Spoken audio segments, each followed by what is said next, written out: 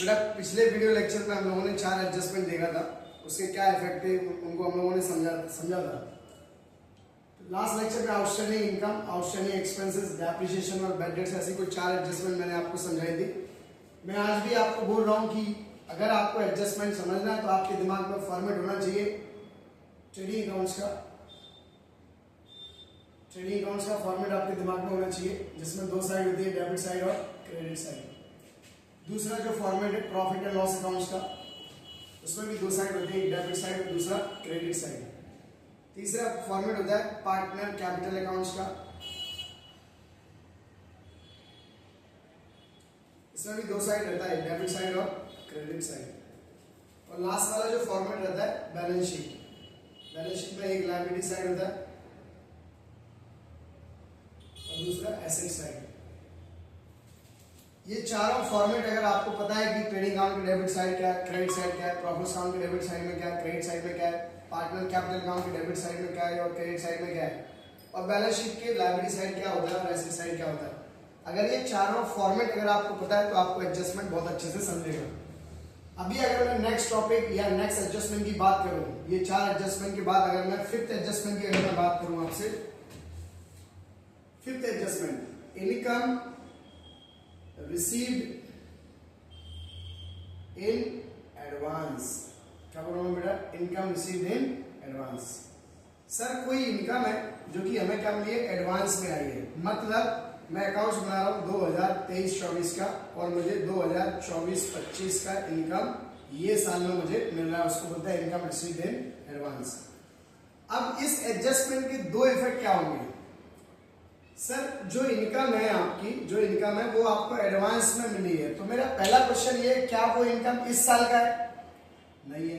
अगर वो इनकम इस साल का नहीं है तो वो उस इनकम को मैं ये साल में रिकॉर्ड नहीं कर सकता। समझ के चलना कि 23-24 से मुझे 5 लाख रुपए की इनकम आई, लेकिन 24-25 की इनकम उसमें थी 50,000 रुपए, तो क्या मैं 5 लाख पूरा बुक कर सकता हूँ? नहीं कर सकता, क्योंकि उसमें नेक्स्ट ईयर का इनकम ऐड है। क्या मैं नेक्स्ट ईयर के अकाउंट्स बना रहा हूँ? नहीं बना रहा हूँ। तो पहला इफेक्ट जो रहेगा इसमें, जो फर्स्ट इफेक्ट जो रहेगा, फर्स्ट इफेक्ट मुझे लेस करना पड़ेगा। क्या करना पड़ेगा बेटा? लेस फ्रॉम किसमें से? इनकम में से। और इनकम आपको पता है, इनकम जनरली कहां आता है?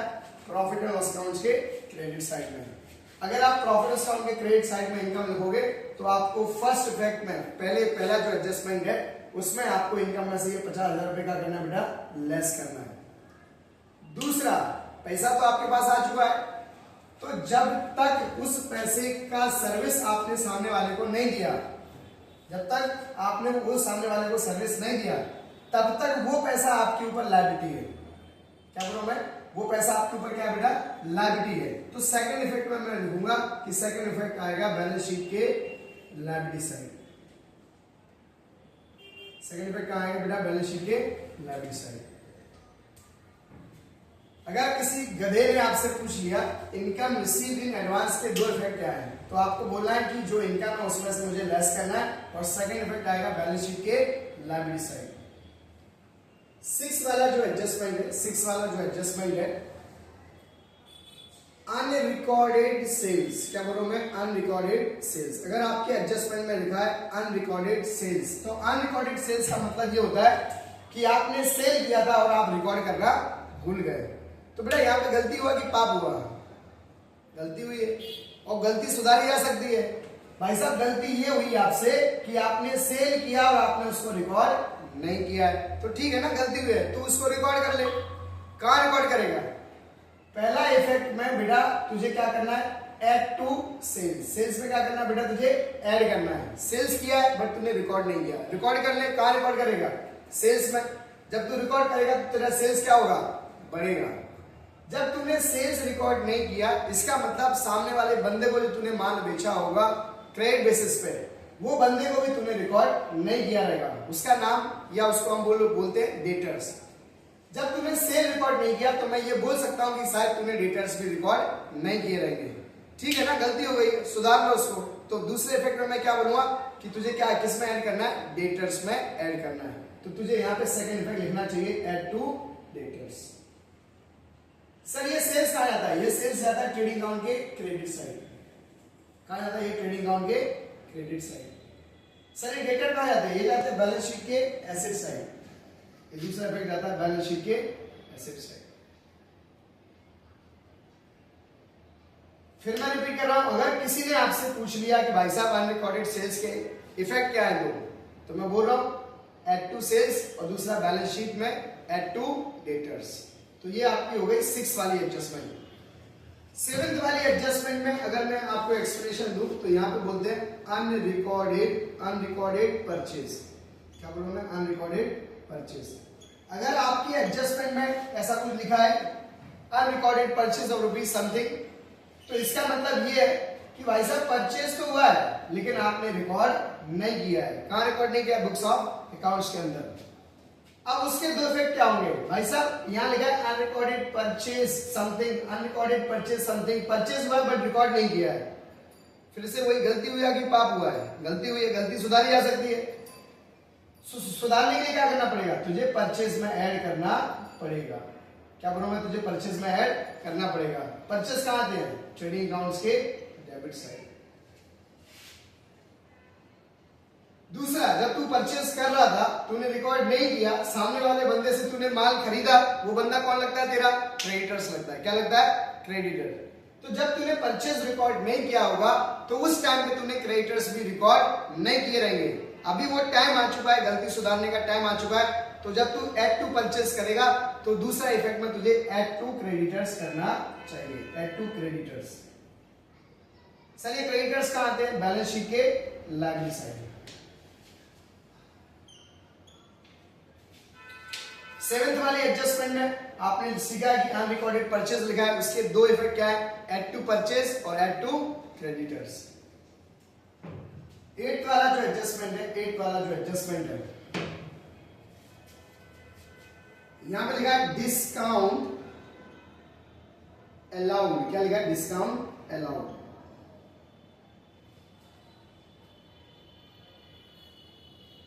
To debtors. Discount allowed to debtors. Sir ये डिस्काउंट क्या? मुझे डेटर से पैसा लेना था। क्या लेना था मुझे? डेटर से पैसा।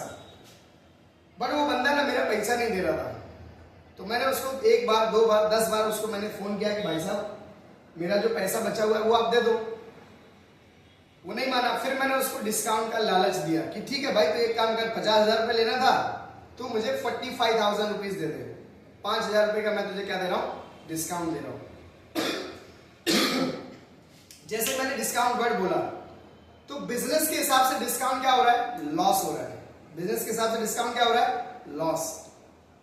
डायरेक्ट लॉस हो रहा है या इनडायरेक्ट लॉस हो रहा है? बिजनेस में ये छोटी छोटी चीजें चलती रहती हैं, तो मेरे हिसाब से वो आपका हो गया इनडायरेक्ट लॉस।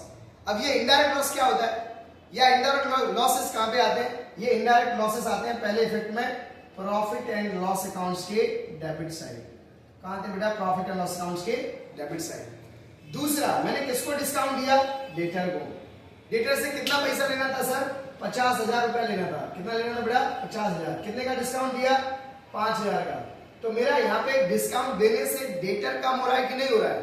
हाँ सर हो रहा है।